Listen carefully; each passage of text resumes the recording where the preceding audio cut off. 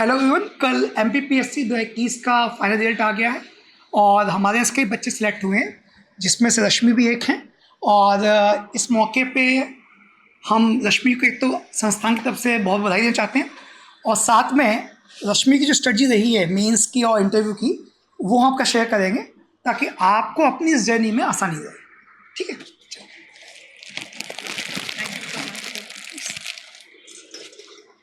तो अब मैं ज़्यादा टाइम नहीं लूँगा, रश्मि आपसे बात करेंगी कैसे हमको तैयारी करनी चाहिए, प्री मेंस इंटरव्यू कैसे लेके चलना चाहिए इंटीग्रेट तरीके से, और वो कौन सी गलतियाँ हैं जो आमतौर पर स्टूडेंट्स करते हैं इस पूरी जर्नी में। तो वो आप रश्मि सुनिए। धन्यवाद। तो ब्लॉक डेवलपमेंट ऑफिसर में मेरा चयन हुआ है। मैं बस आपको ये बताना चाहूँगी कि मेरा जो सिलेक्शन है उसमें मुझे ऐसा लगता है 3 चीज़ें हैं जिनने बहुत काम किया है। जिसमें सबसे पहली चीज़ है रिवीज़न, क्योंकि आप जो भी पढ़ रहे हैं अगर आपने उसको रिवाइज़ नहीं किया तो वो आपको भूल जाएगा, और तो आप कंटिन्यूअसली रिवीज़न करिए। दूसरी जो मेरा मूल मंत्र है वो मैं कहूँगी कंसिस्टेंसी, क्योंकि कई बार हमें ऐसा लगता है कि आज नहीं पढ़ेंगे कल पढ़ेंगे, या कई बार अप्स डाउन होते हैं, कई बार आप फेल भी होते हैं पास भी होते हैं। तो आप किसी भी चीज़ से डीमोटिवेट मत होइए, अपनी कंसिस्टेंसी को बना कर रखिए और साथ ही सेल्फ मोटिवेट रहिए, क्योंकि बाहरी चीज़ें आपको कुछ वक्त के लिए मोटिवेट करेंगी, और अगर आप सेल्फ मोटिवेट हो तो डेफिनेटली आपने जो सोचा है आप वहाँ तक ज़रूर पहुँचेंगे। ये जो मेरे मूल मंत्र हैं 3।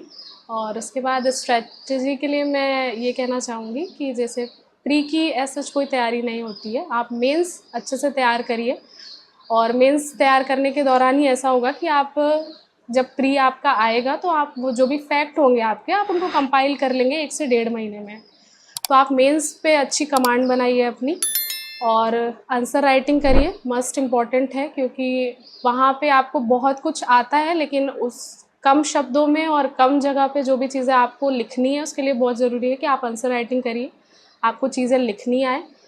तीसरी चीज़ जो वेरी इंपॉर्टेंट है वो ये है कि आप करंट अफेयर से अवेयर रहिए, क्योंकि आप बेसिक आंसर किसी भी क्वेश्चन का हर बच्चा लिखता है।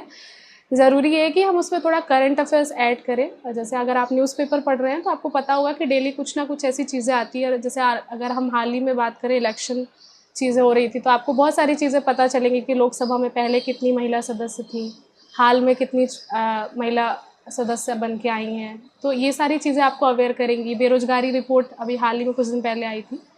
तो करंट अफेयर से अपने आप को अपडेट रखिए और बस रिवीज़न करिए, और डेफ़िनेटली जैसे मैंने जो सोचा मैं यहाँ तक पहुँची हूँ।